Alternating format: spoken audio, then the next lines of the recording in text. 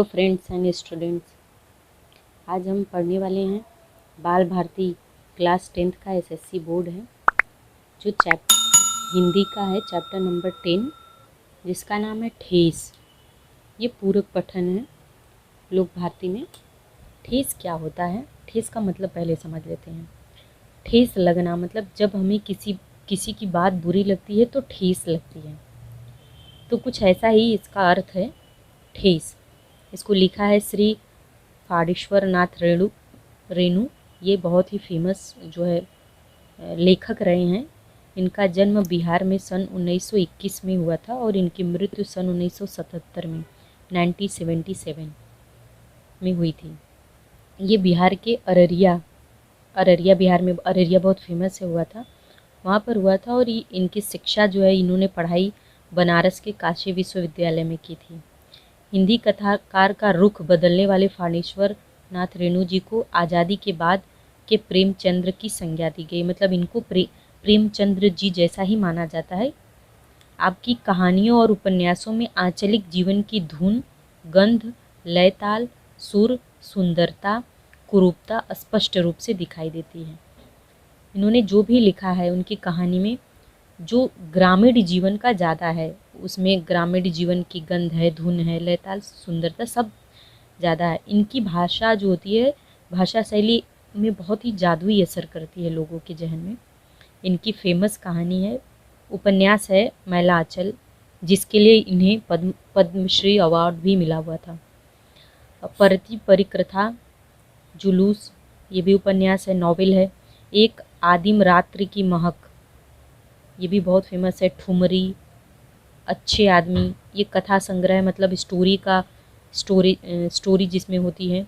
उसके बाद ऋण, जल, धन, जल और नेपाली क्रांति कथा रिपोर्टाज है। इस तरीके से इनकी प्रमुख कृतियाँ, इसके अलावा भी बहुत सारी कृतियाँ हैं, जैसे परती परिक्रथा आपने देख लिया।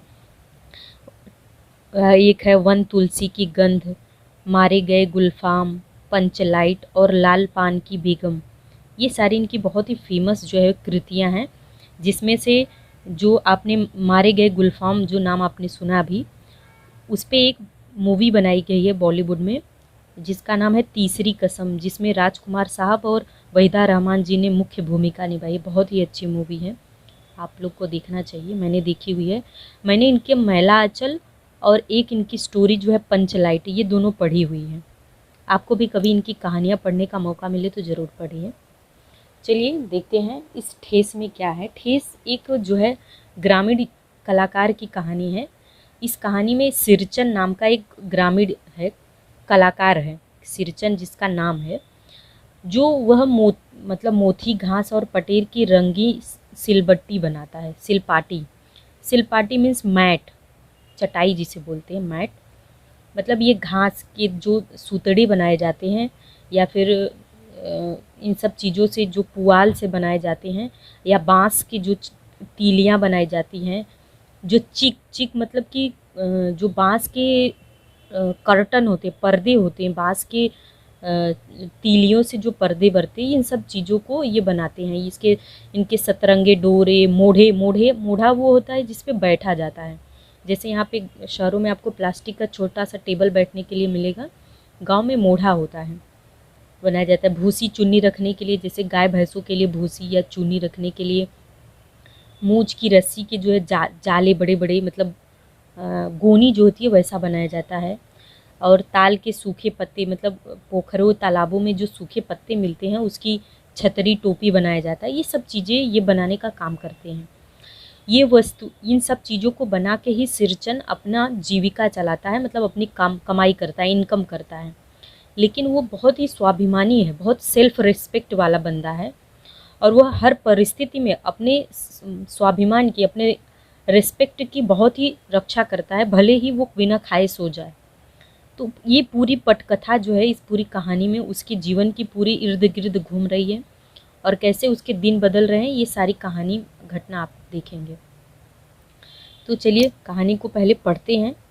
पूरा वीडियो ज़रूर देखिएगा। अगर आप नए व्यूअर हैं तो सब्सक्राइब कीजिए, चैनल को लाइक कीजिए। एक बार में तो वीडियो कंप्लीट नहीं होगा, तो इसको 2-3 लेक्चर में कंप्लीट करेंगे तो एक एक करके आप पूरा मुझे विश्वास से देखेंगे। तो पठन करते हैं, इसका पठन करना मतलब रीडिंग करते हैं। खेती बाड़ी के समय गांव के किसान सिरचन की गिनती नहीं करते। लोग उसको बेकार ही नहीं बेगार समझते हैं। इसलिए खेत खलिहान की मजदूरी के लिए कोई नहीं बुलाने जाता है सिरचन को। क्या होगा उसको बुलाकर? दूसरे मजदूर खेत में पहुंचकर 1/3 काम कर चुके होंगे। तब कहीं सिरचन राय हाथ में खुरपी डुलाता हुआ दिखाई पड़ेगा, पगडंडी पर तौल तौल कर पांव रखता हुआ धीरे धीरे। मुफ्त में मजदूरी देनी हो तो और बात है। यहाँ पे सिरचन को कोई किसानी के लिए मतलब खेत में काम के लिए नहीं बुलाता है, क्योंकि लोग उसको बेकार ही नहीं बेगार समझते हैं। यहाँ पे बेगार का मतलब है कि बिना मजदूरी के ज़बरदस्ती लिया गया काम। इसलिए उसको खेत खलिहान में मजदूरी के लिए कोई नहीं बुलाने जाता। उसको लोग बोलते हैं कि उसको बुलाकर क्या होगा, वो आएगा तो जब तक वो आएगा तब तक और मजदूर फटाफट बहुत सारे काम कर लिए होंगे। वह हाथ में खुरपी एक औजार होता है जिससे घास वगैरह छीली जाती है खेतों में। वो खुरपी लेके धीरे धीरे पाँव तौल तौल कर रखना मतलब बहुत स्लो चलना, धीरे धीरे चलता है। उसको बुलाने का मतलब है कि मुफ्त की मजदूरी देना, इसलिए उसको खेती बाड़ी के समय उसकी कोई गिनती नहीं करता। अगला पैराग्राफ है। आज सिरचन को मुफ्तखोर, कामचोर या चटोर कह ले कोई। एक समय था जब उसकी मड़ैया के पास बाबू लोगों की सवारियां बधी रहती थी। उसे लोग पूछते ही नहीं थे, उसकी खुशामद भी करते थे।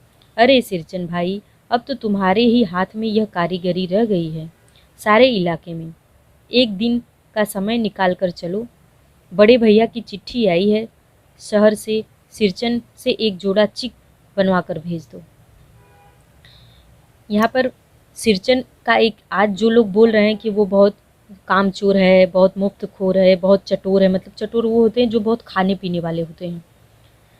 लेकिन एक समय ऐसा था कि सिरचन के पास बहुत काम हुआ करता था। उसके मड़ैया मतलब क्या होता है? छप्पर।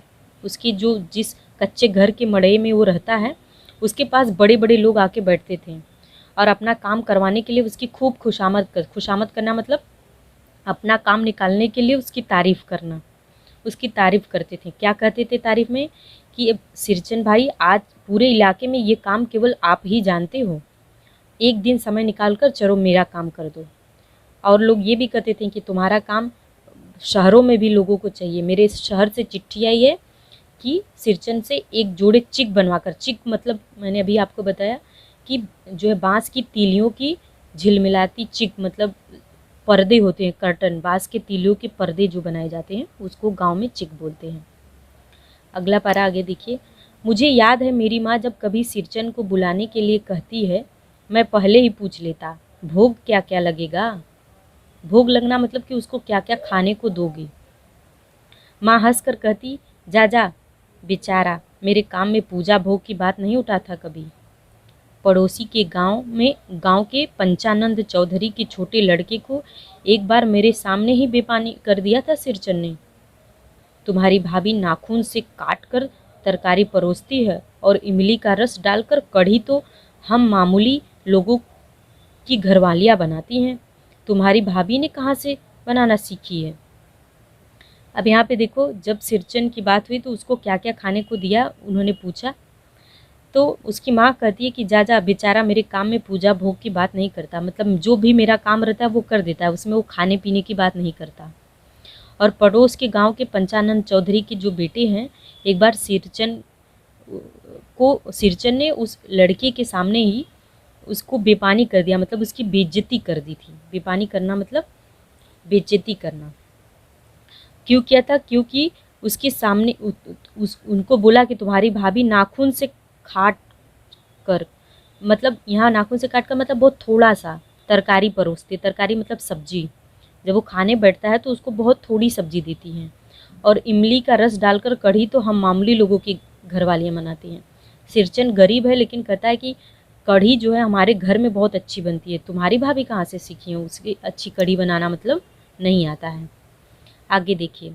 इसलिए सिरचन को बुलाने से पहले मैं माँ से पूछ लेता, सिरचन को देखते ही माँ हुलस कर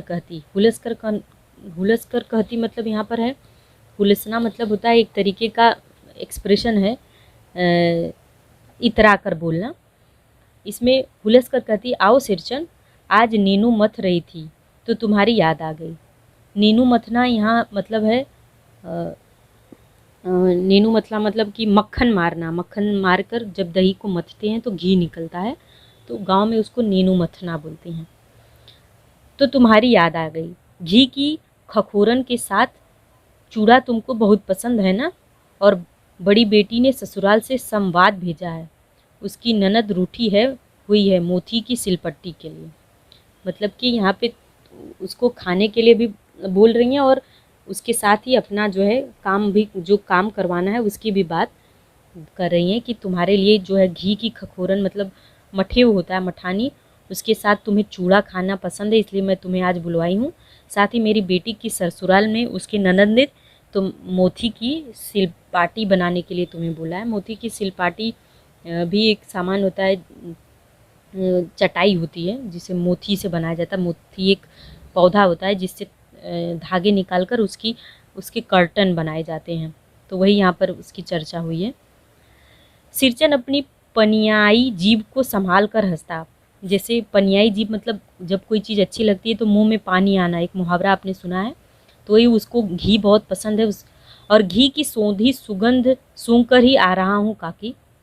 वो अपनी पनियाई जीभ को संभालता, मुंह में पानी आ जाता और हंसता और बोलता कि ये जो घी बन रहा है आपके घर में उसकी महक सुनकर ही मैं यहाँ आया हूँ काकी, नहीं तो इस शादी ब्याह के मौसम में दम मारने की भी छुट्टी कहाँ मिलती है।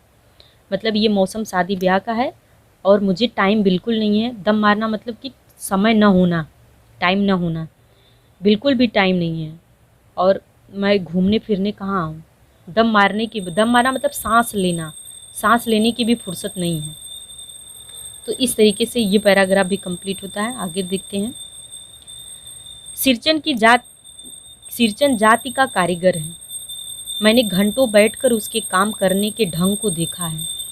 एक एक मोती और पटेर को हाथ में लेकर बड़े जतन से उसकी कूची बनाता है। कूची बनाना मतलब झाड़ू बनाना। फिर कूचियों को रंगने से लेकर सुतली सुलझाने में पूरा दिन समाप्त। मतलब वो अपने काम को बहुत ही शिद्दत से, बहुत ही मन लगा कर करता है। काम करते समय उसकी तन्मयता में जरा भी बाधा पड़ी कि गेहूं सांप की तरह फुफकार उठता है। फिर किसी दूसरे दिन करवा लीजिए काम, सिरचन मुँहचोर है, कामचोर नहीं। मतलब यहाँ पे लेखक कह रहा है कि वो इतना मेहनती है, बड़ी तन्मयता से, बड़ी मन लगा कर वो अपने काम को करता है, और अगर उसकी काम में कोई भी बाधा डालता है तो वो सांप, एक गेहूं सांप होता है जो बहुत फुफकारता है, उसकी तरफ फुफकार देता है और कह देता है कि मैं तुम्हारा काम किसी दूसरे दिन कर दूंगा। मुँहजोर है मतलब वो फटाक से जवाब दे देता है, लेकिन काम चोर नहीं है, मतलब वो अपने काम को बड़े ईमानदारी से करता है। बिना मजदूरी के पेट भर भात पर काम करने वाला कारीगर, दूध में कोई मिठाई न मिले तो कोई बात नहीं, किंतु बात में जरा भी झाला वह नहीं बर्दाश्त कर सकता। मतलब वो मजदूरी नहीं लेता, बस पेट भर उसको खाने को मिल जाए, बस उसी लिए वह कारीगर काम करता है। और दूध में अगर कोई शक्कर या गुड़ न डाले तो भी चलेगा, मीठा न डाले तो भी चलेगा, लेकिन वो बात अगर कोई उसे ढंग से नहीं करेगा तो वह उसको बर्दाश्त नहीं करता है। सिरचन को लोग चटोर भी समझते हैं। चटोर मतलब बहुत खाने वाला, चटर पटर खाने वाले लोगों को चटोर बोलते हैं।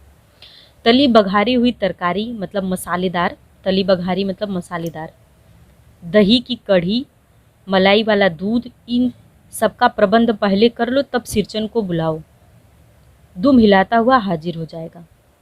खाने पीने में चिकनाई की कमी हुई कि काम की सारी चिकनाई खत्म, काम अधूरा रख कर उठ खड़ा होगा। आज तो